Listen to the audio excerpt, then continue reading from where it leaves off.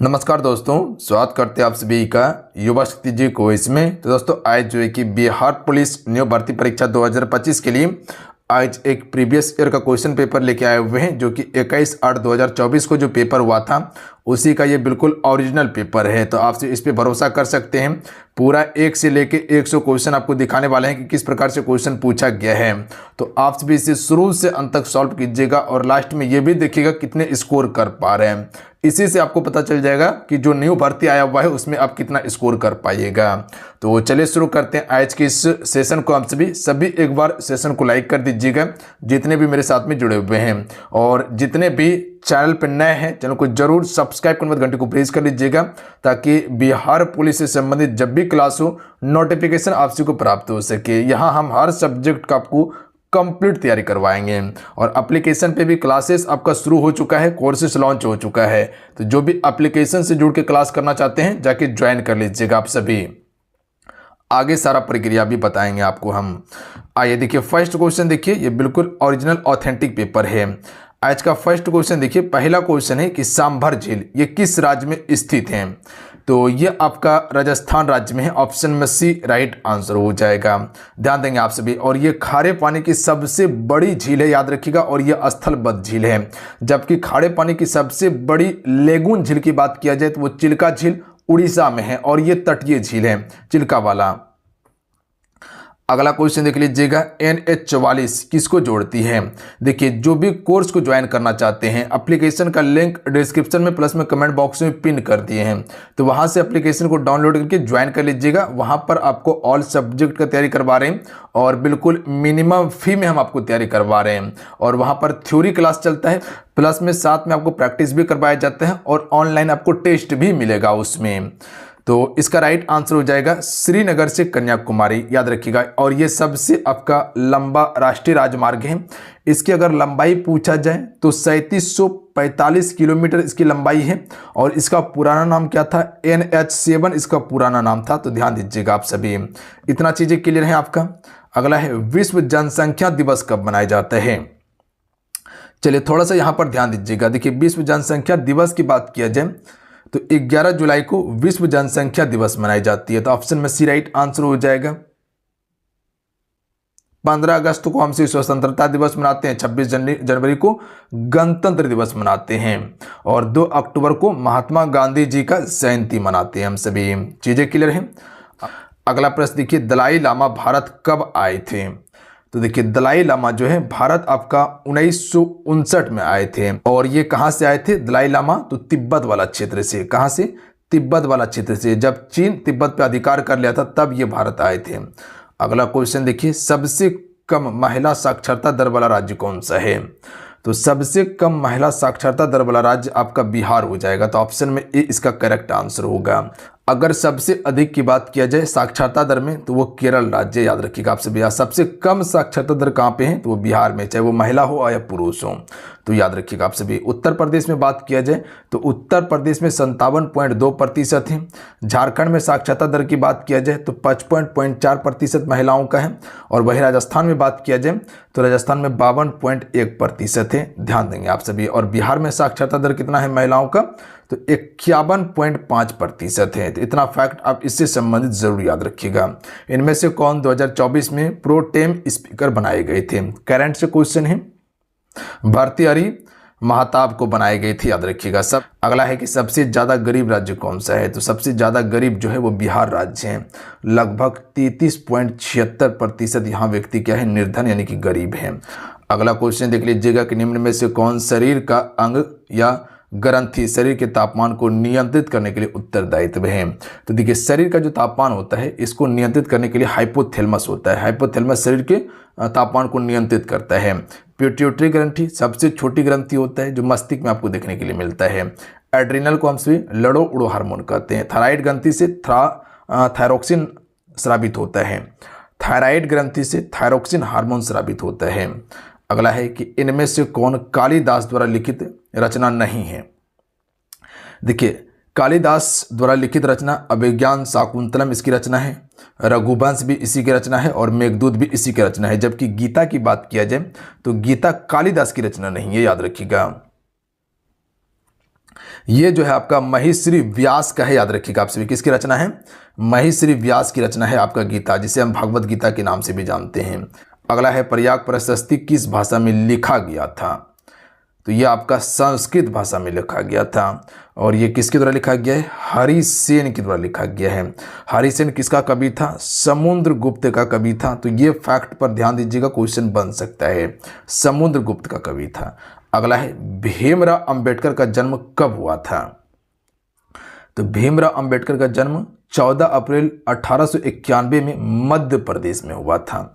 तो 14 अप्रैल 1891 इसका बिल्कुल करेक्ट आंसर होगा। देखिए जितने भी मेरे साथ में जुड़े हुए हैं सभी एक बार वीडियो को लाइक जरूर कर दीजिएगा। नीचे आपको अंगूठा का बटन दिखाई देगा इस साइड में, उसे दबा के आप सभी जरूर लाइक कर लीजिएगा जितने भी हैं। अगर आपको लग रहा है कि सर मेरे लिए मेहनत कर रहा है तो आप सिर्फ वीडियो को एक लाइक जरूर कर दीजिएगा। और आपको बताए हैं कि यहाँ हम आपको कंप्लीट तैयारी करवाएंगे हर सब्जेक्ट का, टेंशन नहीं लेना है आप सभी को। अब बिल्कुल बेहतरीन कंटेंट आपको देंगे, बस सिलेबस के आधार पर सारा चीज़ तैयारी करवा देंगे हम। चैनल को सब्सक्राइब करके रख लीजिएगा।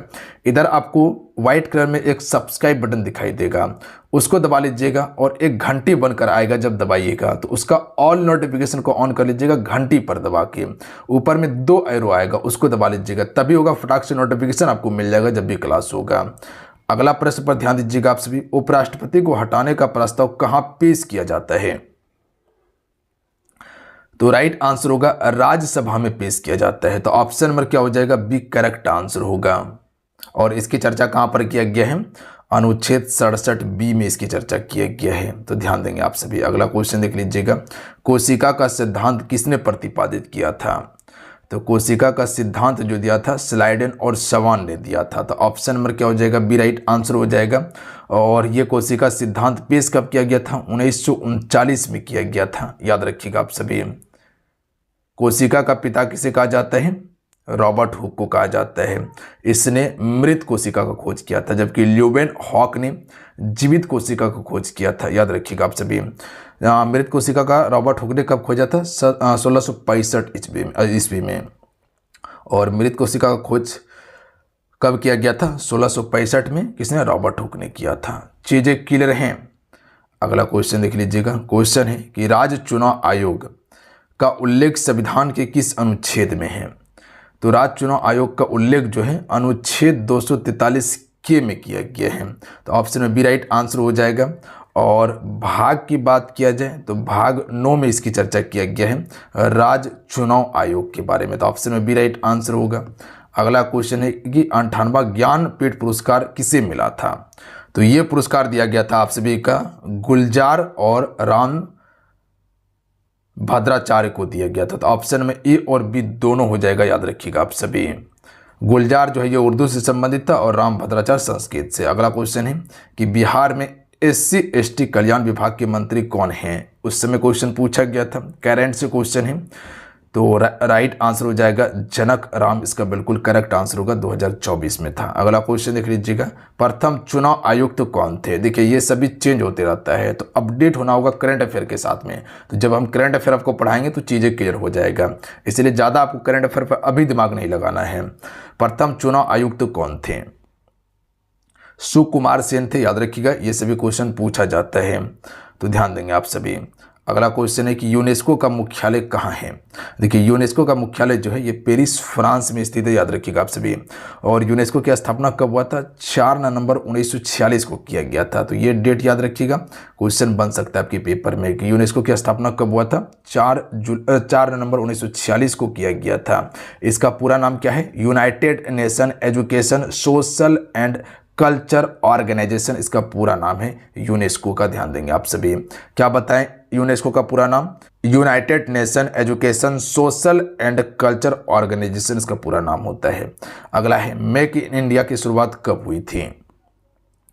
25 सितंबर 2014 को इसकी शुरुआत की गई थी। 25 सितंबर 2014 को। ऑप्शन में बी राइट आंसर हो, सॉरी सी राइट आंसर होगा। अगला क्वेश्चन देखिए, ये मैथमेटिक्स का क्वेश्चन है, इसका आंसर बता देते हैं, इसको आपसे बनाने का कोशिश कीजिएगा। इसका सोल्यूशन होगा तो हम टेलीग्राम पे आपको प्रोवाइड कर देंगे। राइट आंसर ऑप्शन में बी हो जाएगा, एक इसका करेक्ट आंसर होगा। अगला है चालनी कोशिका किसे कहा जाता है? तो देखिए चालनी कोशिका फ्लोएम में मौजूद होता है और फ्लोएम को ही चालनी कोशिका कहा जाता है। तो ऑप्शन में बी करेक्ट आंसर होगा। फ्लोएम का काम क्या होता है पता है आप सभी को, ये भोजन का परिवहन करता है, जबकि जाइलम जो होता है ये पानी का परिवहन करता है, याद रखेंगे आप सभी। अगला है पृथ्वी का प्लायन वेग कितना होता है। तो देखिए पृथ्वी का प्लायन वेग जो है 11.2 किलोमीटर प्रति सेकंड है। अगर इस रफ्तार से किसी भी वस्तु को अगर पृथ्वी पर से फेंक दिया जाए तो वह पुनः वापस पृथ्वी पर नहीं लौट पाएगा। 0 से 50 के बीच विषम संख्या का योगफल क्या होगा। तो सबसे पहले 0 से लेकर 50 तक विषम संख्या निकालना होगा कि कितना होता है, उसके बाद फिर इसका योगफल करना होगा। तो ये आपका हो जाएगा 625 हो जाएगा इसका। तो option number B correct answer होगा। बनाने का कोशिश कीजिएगा आप सभी। नवरत्न में कौन सा समास है। तो यहाँ नवरत्न की बात किया गया है, तो द्विगु समास होगा। द्विगु समास में क्या बताएं कि आगे क्या रहता है, संख्यावाची शब्द होता है। द्वंद्व समास में क्या होता है, अपोजिट शब्द होता है। तत्पुरुष समास में क्या होता है, जितने भी कारक विभक्ति हैं, कर्ता ने कर्म को करण से, ये सभी तत्पुरुष समास में आता है समास विग्रह करने के बाद। क्रमधारय समास में क्या होता है, विशेष और विशेषण होता है इसमें। अगला है कि समान नागरिक सहायता का उल्लेख भारतीय संविधान के किस अनुच्छेद में है। तो समान नागरिक सहायता का उल्लेख जो है ये अनुच्छेद 44 में इसकी चर्चा की गई है। तो ऑप्शन नंबर क्या हो जाएगा, सी करेक्ट आंसर होगा। अच्छा, अनुच्छेद 21 की बात किया जाए तो इसमें क्या चीज़ का चर्चा है, प्राणिक एवं दैहिक स्वतंत्रता का संरक्षण के बारे में बताया गया है। या कह सकते हैं कि प्राण और दैहिक स्वतंत्रता का संरक्षण किस अनुच्छेद में है, अनुच्छेद 21 में है। अनुच्छेद 14 में क्या है, तो याद रखिएगा विधि के समक्ष समता, विधि के समक्ष समता अनुच्छेद 14 में।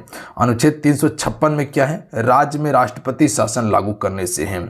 देखिए राष्ट्रीय आपातकाल अनुच्छेद 352 और राजकीय आपातकाल जो राज्य में राष्ट्रपति शासन 356 और वित्तीय आपातकाल अनुच्छेद 360 के तहत लगाया जाता है। अगला है प्राण एवं दैहिक स्वतंत्रता को किस अनुच्छेद में उल्लेख किया गया है। तो ये अनुच्छेद 21 में उल्लेख किया गया है, जैसे अभी आपको हम बताए थे। अनुच्छेद 19 में क्या चीज़ की चर्चा है, पता है आप सभी को कि नागरिकों को 6 प्रकार की स्वतंत्रता का प्रावधान किया गया है। पता है आप सभी को अनुच्छेद ए, अनुच्छेद बी, अनुच्छेद सी इस प्रकार से किया गया है। उसके बाद है अनुच्छेद 32 जो है, इसे हम सभी क्या कहते हैं, संवैधानिक उपचारों का अधिकार कहते हैं या संविधान की आत्मा भी कहा जाता है इसे।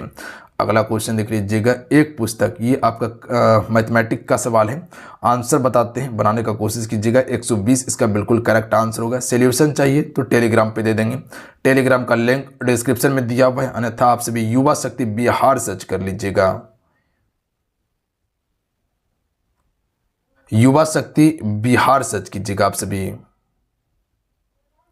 बिहार सर्च करके ज्वाइन कर लीजिएगा। लिंक डिस्क्रिप्शन में टेलीग्राम कर दिए हैं, अन्यथा डायरेक्ट जाइएगा टेलीग्राम पे, वहां पर सर्च कीजिएगा। निर्वात में प्रकाश की चाल कितनी होती है। तो 3 × 10⁸ मीटर प्रति second. Option number A correct answer होगा।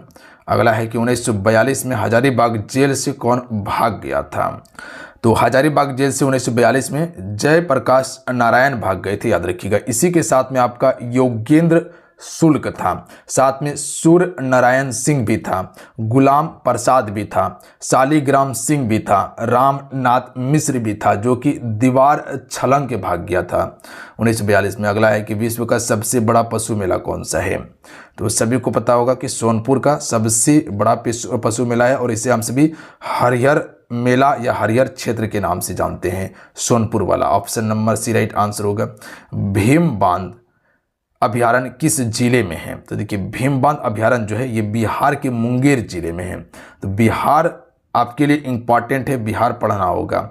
1975 में आपातकाल के दौरान बिहार का राज्यपाल कौन था। तो इस समय रामचंद्र धोडीबा भंडारे था, याद रखिएगा। ऑप्शन में ए करेक्ट आंसर होगा। अच्छा, आप सभी को ये बताना है, चलिए पहले इस क्वेश्चन का राइट आंसर कीजिए। देखिए बिहार में सबसे ज़्यादा जनसंख्या घनत्व जो है पटना नहीं होगा, शिवहर में है, याद रखिएगा आप सभी।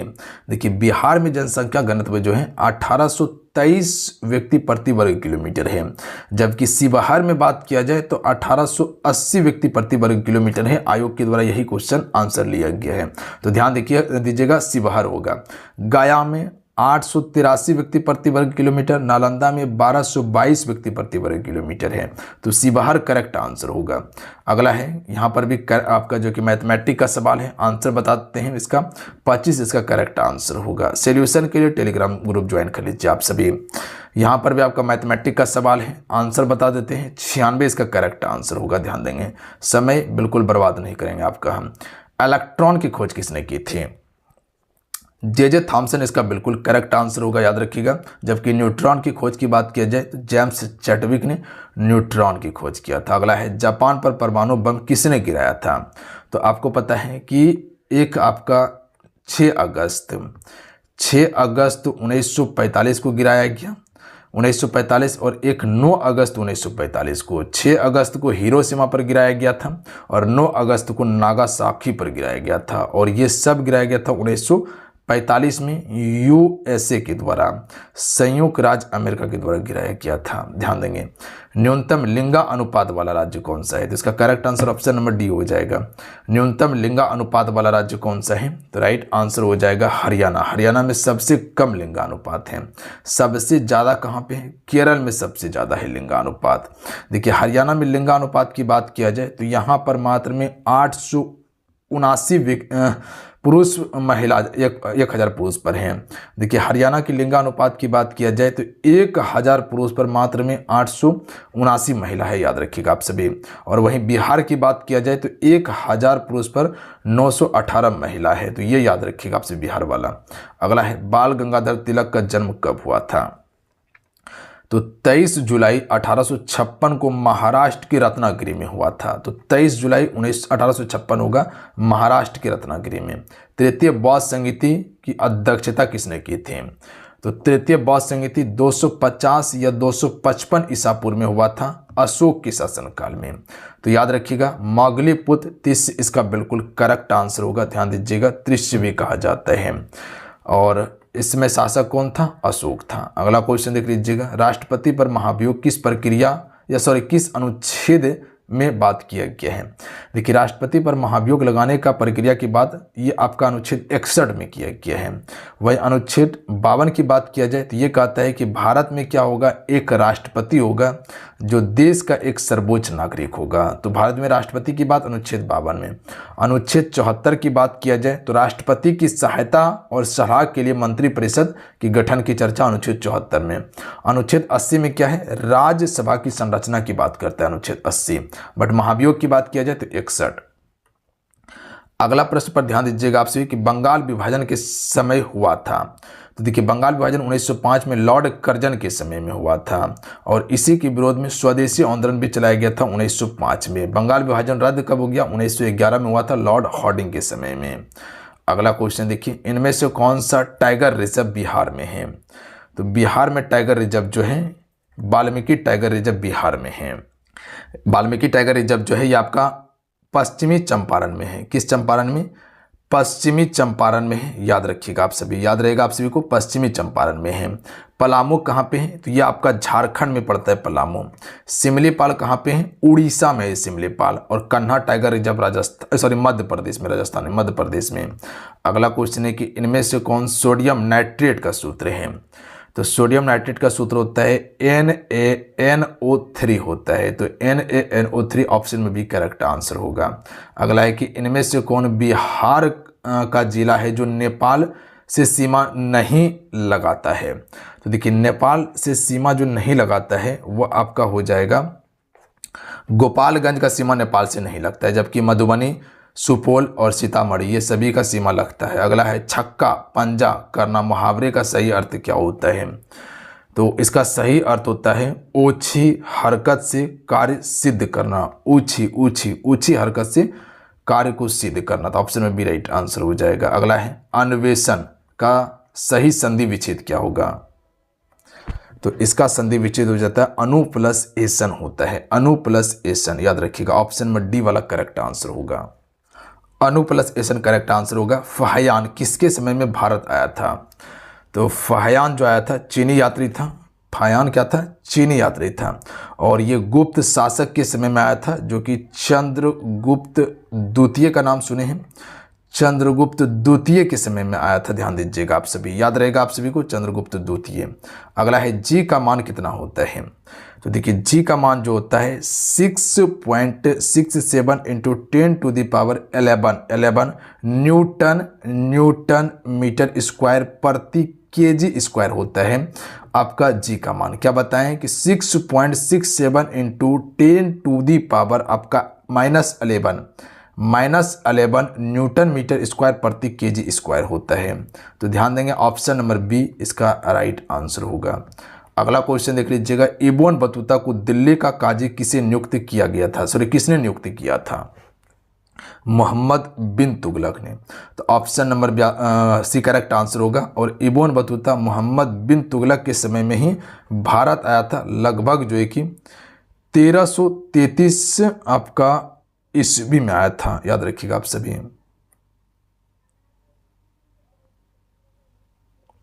अगला क्वेश्चन देखिए, भरपेट में कौन सा समास है? तो यहाँ भरपेट की बात किया गया है, तो अब यही भाव समास है, ध्यान दीजिएगा। यहाँ पर जो भर देख रहे हैं ये आपका क्या है, एक उपसर्ग शब्द है, ध्यान दीजिएगा। और जहाँ उपसर्ग पहले लगे तो वह आपका अब यही भाव समास ही होता है।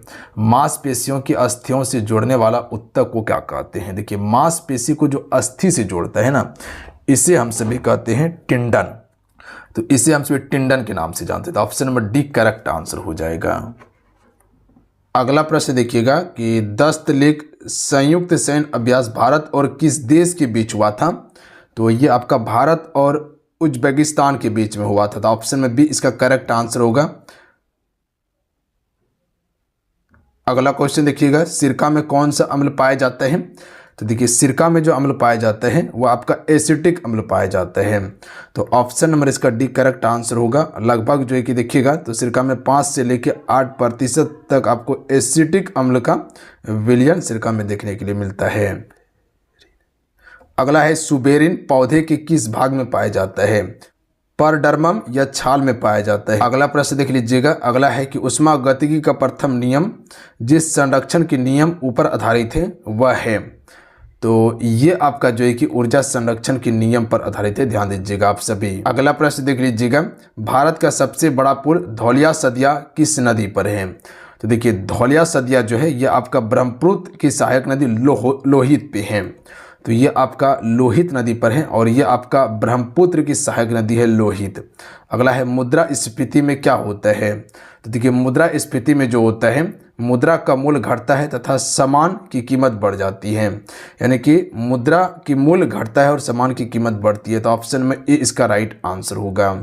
अगला क्वेश्चन है कि अगस्त 1942 में राजेंद्र प्रसाद किस जेल में रखे गए थे? तो इसे जो है कि बांकीपुर में रखा गया था। ऑप्शन में डी राइट आंसर होगा। अगला प्रश्न है कि अनुच्छेद 51 किससे संबंधित है? तो देखिए अनुच्छेद 51 जो है राज्य के नीति निर्देशक तत्व से संबंधित है या सिद्धांत से। लगभग देखिएगा तो 36 से ले 51 तक जो है कि ये नीति निर्देशक तत्व हैं।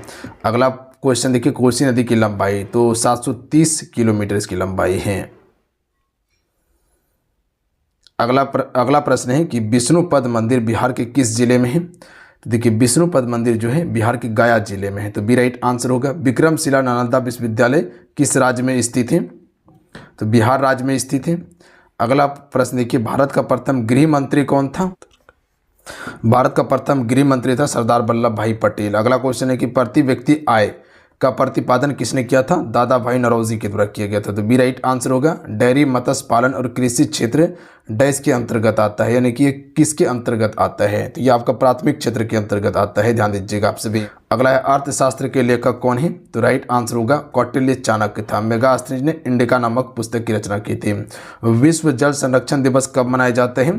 तो राइट आंसर होगा 22 मार्च को मनाया जाता है। अगला क्वेश्चन देख लीजिएगा, अटल सेतु किस राज्य में स्थित हैं? तो ये आपका महाराष्ट्र में है। वायु का निरपेक्ष अपवर्तनांक कितना होता है?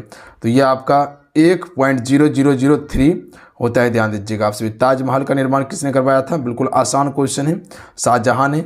वर्षा की बूंद गोलाकार किसके कारण से होती है? तो ध्यान दीजिएगा आपसे पृष्ठ तनाव के कारण से। अगला क्वेश्चन देख लीजिएगा कि बिहार सूचना आयोग की स्थापना कब हुई थी? तो बिहार सूचना आयोग की स्थापना 2006 में। मानव में क्रोमोसोम की संख्या कितनी होती है? तो याद रखिएगा आप सभी आपका 46 मानव में क्रोमोसोम की संख्या होती है। 23 जोड़ा भी यहाँ पर सही होगा, तो बी और सी दोनों हो जाएगा। पितृपक्ष मेला कहाँ लगता है? तो देखिए पितृपक्ष मेला जो है गया में लगता है। अगला है द स्पिरिट ऑफ लॉज के लेखक कौन हैं? राइट आंसर हो जाएगा ऑप्शन में सी मॉन्टेक्यू, बिल्कुल करेक्ट आंसर होगा, याद रखिएगा। अगला है डीएनए का पूरा नाम क्या होता है? Deoxy ribo nucleic acid, option में ए राइट आंसर हो जाएगा। अगला है पौधे की वृद्धि का कौन सा हार्मोन होता है? तो इसके लिए जो होता है ऑक्सिन होता है, याद रखिएगा आप सभी। ऑक्सिन बिल्कुल करेक्ट आंसर होगा। अंतर्राष्ट्रीय वित्तीय सेवा केंद्र प्राधिकरण का मुख्यालय जो है ये कहाँ पर है?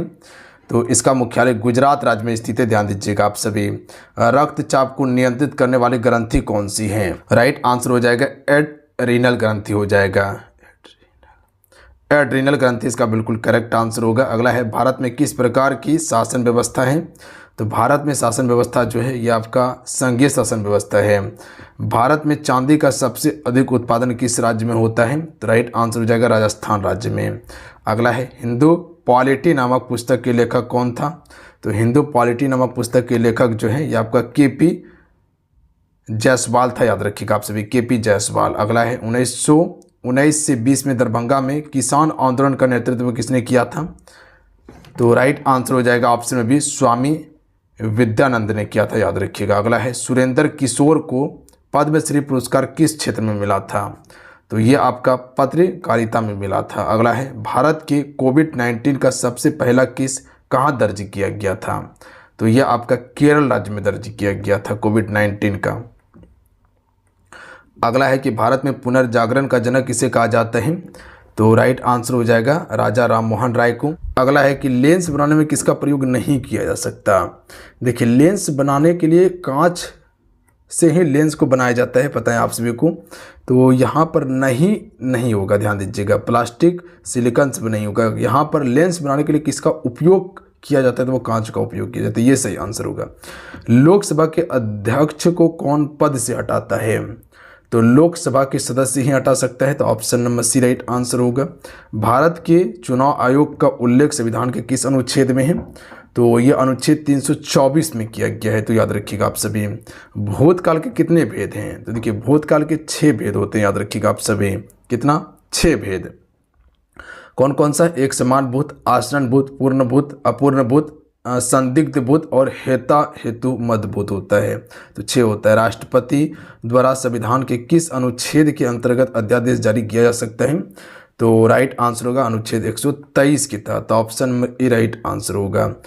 23 जनवरी 1897 को किनका जन्म हुआ था? राइट आंसर ऑप्शन में डी होगा सुभाष चंद्र बोस का जन्म हुआ था।